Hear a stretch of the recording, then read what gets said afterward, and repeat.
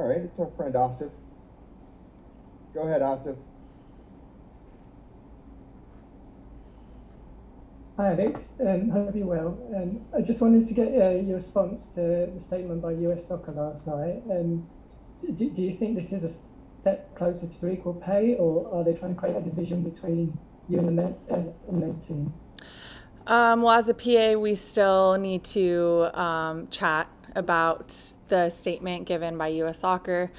But, any commitment to equal pay publicly is good. However, we need to look line by line at what they're actually providing, because if, you have equal, but it's not even what we got before or to the value that we are, then we still consider that to be not good enough. So we will, continue to work with U.S. Soccer moving forward, looking towards equal and fair payment and treatment. Okay, thank you, Alex. Thanks, Best of Asif. luck at the weekend. Let's go to Jeff Casu. Go ahead, Jeff. Hey Alex, group back together a few weeks removed from Olympics. I'm just kind of curious what the mindset is, maybe even the message to the team from your perspective of, turning the page, looking toward World Cup, or kind of just how you're viewing this set of games. Yeah, these games are going to be really good for us because it's just good to get the team together. A month after the Olympics ended, we do need to kind of like close that chapter and move forward. And so, Vlaco took the initiative on that, which was really good. And we haven't played Paraguay. I don't know if we've ever played them, but at least I have never. Nope. Yeah, we've never played them when I've been on the team. So there's not much information on Paraguay, but it's more about us getting back together, looking forward towards 2023, which is the next big tournament for us, and kind of just like closing the loop from the Olympics, which I think is going to take a little bit of time as well. And has for you, I mean, result-wise, has obviously went there for gold. Bronze is still an achievement. Have you sort of processed that in terms of how you're feeling about the end result there with the Olympics?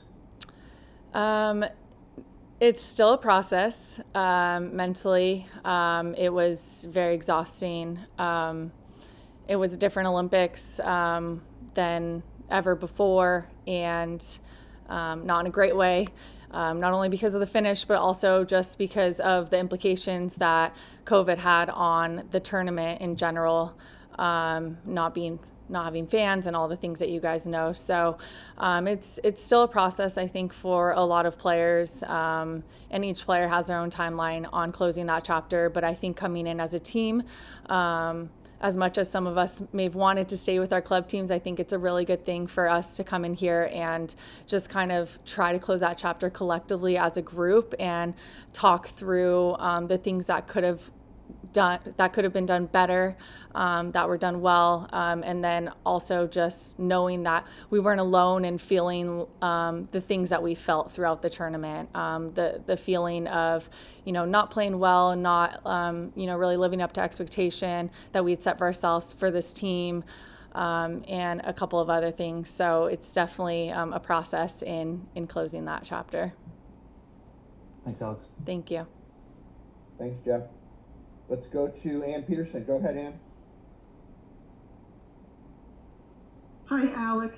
Thank you for doing this. I was kind of piggybacking there on Asif's question. The U.S. Soccer has not only made the proposal last night, but also made the proposal a couple of days ago in terms of FIFA prize money. Are you guys in active kind of negotiations with U.S. Soccer about all of this stuff? And what are you encouraged by the latest movements going forward? So our CBA does end at the end of this year, so we are in active negotiations right now. We don't want to start the new year without a new CBA in effect. So that's the number one priority of our PA, of our legal team, And looking at the statements, it's difficult to say. We want to feel encouraged and we want to be optimistic, but we have seen a lot of statements before. What we really want to do is see what we can do at the negotiation table, is see those statements be put into action in those negotiations. So, of course, we're always hopeful. You have to continue to have hope. We're seeing great things around the world. I think most recently with Ireland agreeing to equal pay for their female and male teams. So I think we're moving in the right direction. Thank you. Thanks, Ann. Let's go to Kristen Mazur, our friend from local television. Go ahead. There we go. Should be good. Okay. Hey, Alex, how's it going? Good. Hopefully you're enjoying Cleveland so far. We got some good weather for you. They were joking yesterday because I was telling them about my eyelash. It flew off last week and it was really windy. The struggles. These are the things that the men at the station just don't understand. So you guys are blessed, certainly, for being here, and we're definitely happy to have you guys in town. So I just wanted to say that first off.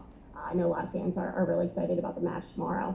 Obviously, the big news being with the proposal. I know that you've covered that already, but I wanted to jump back. You were talking about the Olympics and kind of closing that chapter. One thing that I talked with Mal and Lynn yesterday. I asked them about the pressure that you guys are facing.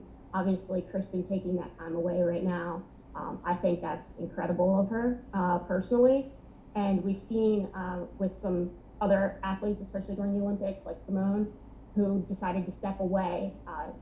Do you feel that the stress has gotten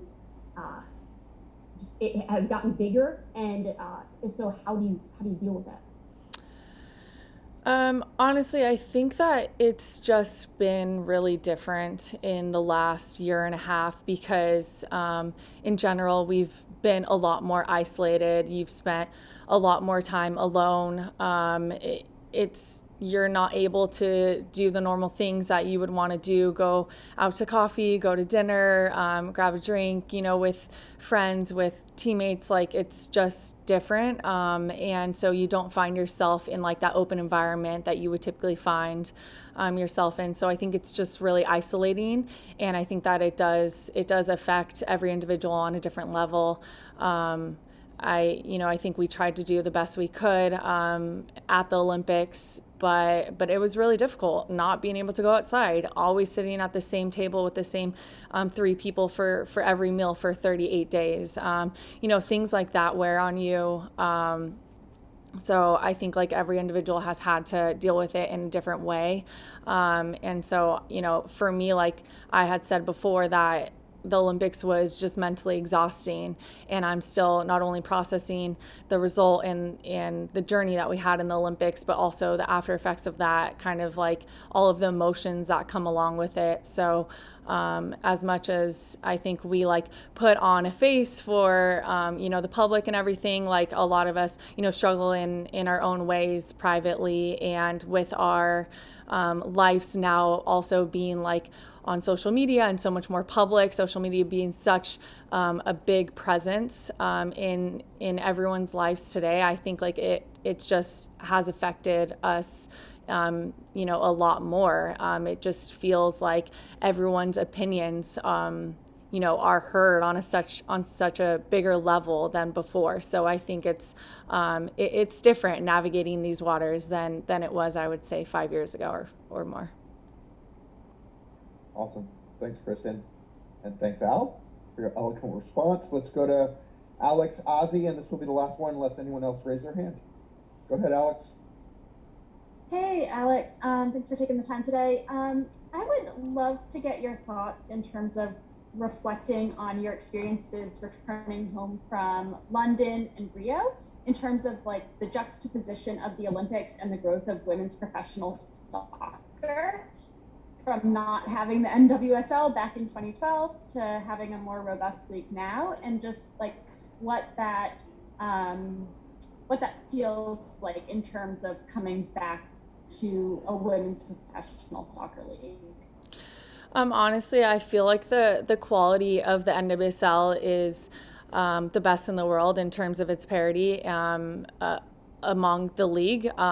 It was great to come back and be able to integrate myself into a team that is fighting for a position in the playoffs, but also knowing that there's no easy game within the league.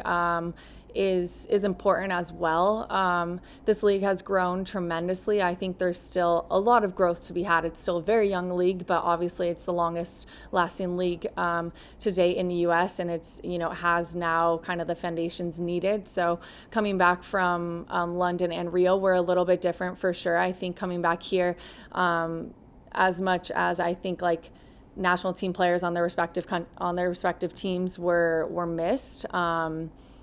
When they represented their respective teams at the Olympics, but at the same time, now the depth is like so great with each team that you saw like even, just this whole season, there wasn't even a break taken for the Olympics. As much as I would have liked there to be a break because I missed so many games, I felt like the NWSL has been able to continue the momentum the entire year, and that hasn't always been the case the last 9 years. So it's great to see the growth. Awesome. Thank you, Alex A and Alex M. We appreciate your time.